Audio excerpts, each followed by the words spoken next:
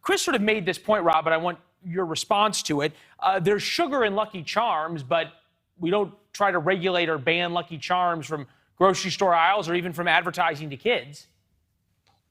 Right. And I think Chris was dead on when he said that politicians of both parties find issues they like to complain about when it comes to social media, particularly Facebook. I think there's a difference here. When you buy Lucky Charms, you're buying the product. When people buy stuff on Facebook, they're advertising to target you. You, the user, are the product itself.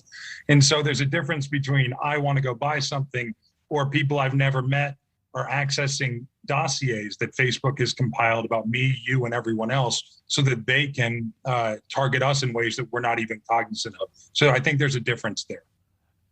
Difference there may be, but still, there's no requirement that you have a Facebook account or an Instagram account or that you use WhatsApp, right?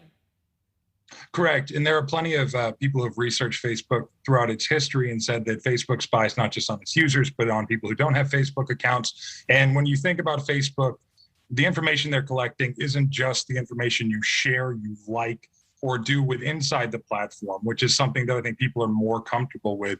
Facebook's tracking cookies are embedded on websites across the web from media to consumers. So if Facebook's tracking you, if you have a profile, when you don't even know you're in Facebook or when you're not in it, in addition. And so Facebook itself is a surveillance agency. They're selling surveillance. They've built dossiers on people, and that's how they make their money. And when you think about all of the problems that politicians on both sides had, it's outputs that have to deal with how the inputs of surveillance are being exploited. Speaking of being exploited, at least from the whistleblowers' complaints, Facebook has a unique way of, in their algorithms, have a unique way of, if not exploiting women, certainly being more dangerous to them. Take a listen. And what's super tragic is Facebook's own research says, as these young women begin to consume this eating disorder content, they get more and more depressed, and it actually makes them use the app more. And so they end up in this feedback cycle where they hate their bodies more and more. Facebook's own research says it is not just that Instagram is dangerous for teenagers, that it harms teenagers. It's that it is distinctly worse than other forms of social media. Important if true and if provable, but at the same time, companies are in the business of making money. Should we be surprised that Facebook is doing things to make more money?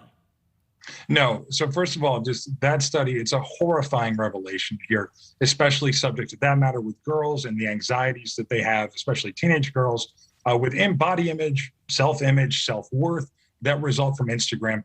This is a much more intense complaint from an older problem. We've seen it in media over the years, traditional media with advertising, especially in body image. People are too skinny. It has negative psychological impacts. But with social media, people are looking at their phones 100 times a day, and it's just magnifying this problem at a scale we've never seen, which makes it worse. In the old days, you could close the magazine and put it away. You could change the channel on TV.